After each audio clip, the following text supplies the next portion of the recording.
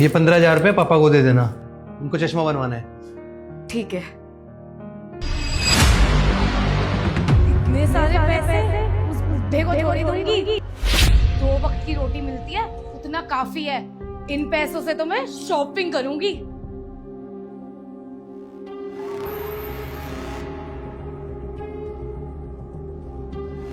बहू, बहू, हाँ बोल। धीरज ने तुझे कुछ दिया होगा मुझे देने के लिए। क्या दिया होगा, साफ साफ बोलना। मैंने धीरज से 15,000 रुपये मांगे थे। उसने कहा था कि समृद्धि से ले लेना। चल अब फटाफट 15,000 रुपये निकाल, मुझे चश्मा बनवाना है। नहीं नहीं, उन्होंने कोई पैसे नहीं दिए मुझे। मुझे पता था तू मुझे पैसे नहीं देगी, और मैंने तो धीरज से पहले ही बोला था कि 15,000 रुपये सीधे मुझे ही दे देना। कह दिया ना एक बार, नहीं दिए पैसे तो नहीं दिए। और तेरा ध्यान क्या पति पत्नी की बातों में रहता है? और वैसे भी वो मेरे पति के पैसे हैं, मेरी मर्जी है मैं तुझे दूं या ना दूं। चल निकल यहाँ से। बहू, मेरा चश्मा बनवाना बहुत जरूरी है, मेरी नजर कमजोर हो गई है, थोड़ा समझने की कोशिश कर बहू। मैं क्या करूं, तेरी नजर कमजोर हो गई है तो? तेरा ठेका नहीं ले रखा मैंने। और वैसे भी सती सावित्री का ढोंग मैंने बंद कर दिया है, क्योंकि वो जा चुके हैं। और अब ना चुपचाप नौकरों की तरह इस घर में काम कर, अगर रहना चाहता है तो। अब मैं इस घर में कोई काम नहीं करूंगा। जब तुझे मेरी परवाह नहीं है तो मैं तेरी परवाह क्यों करूं? मैं धीरज को इसलिए नहीं बता रहा था कि तुम दोनों का रिश्ता ना खराब हो जाए, पर तू अगर ऐसा करेगी ना तू फंस जाएगी एक दिन।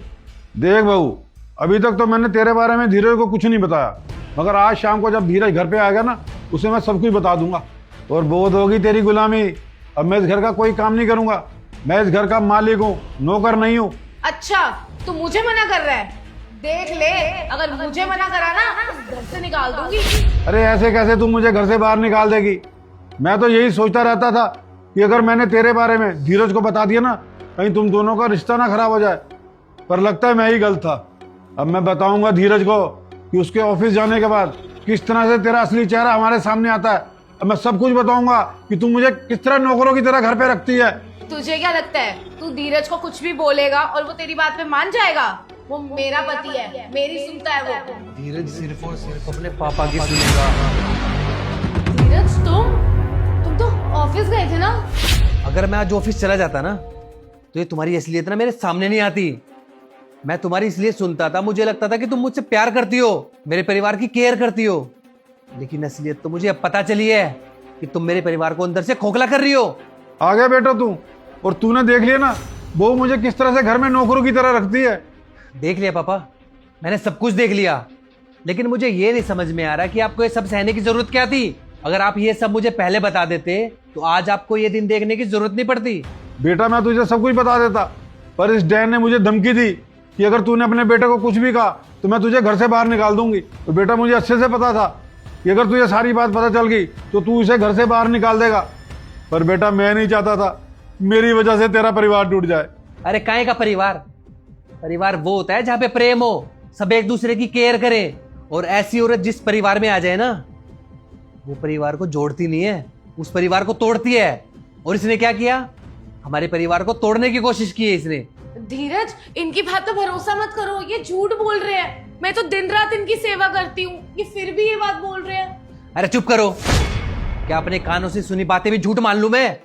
सब अपने कानों से सुना है मैंने। और क्या मांगा था तुमसे? कि तुम मेरे परिवार को जोड़ के रखो। अरे पूरे परिवार में 3 लोग हैं हम, तुम्हारे से 2 लोगों का ध्यान नहीं रखा गया? सच कहूं ना समृद्धि, तुम्हें मेरी और मेरे परिवार की ना कोई परवाह ही नहीं है। अगर होती ना तो तुम ऐसा कभी नहीं करती। ये सब ना दिखावा है, तुम्हारी आंखों में बिल्कुल भी शर्म नहीं है। कैसे भरोसा कर लूं मैं तुम्हारी बातों पे? कल को मैं ऑफिस गया और फिर से तुमने मेरी पीठ पीछे से ये हरकत की तो मैं क्या करूंगा? अरे मेरे पापा की तबीयत खराब रहती है, नौकरों की तरह तुम इनसे काम करवाती हो। अगर मेरे पापा को कुछ हो गया तो मैं तो उन्हें पापा को खो दूंगा ना, तुम्हारा क्या जाएगा? अच्छा धीरज, हो गई मेरे से गलती, कर दी थी मैंने बदतमीजी, हो जाता है कभी कभार गुस्से में। ठीक है, मैं माफी मांग लेती हूँ।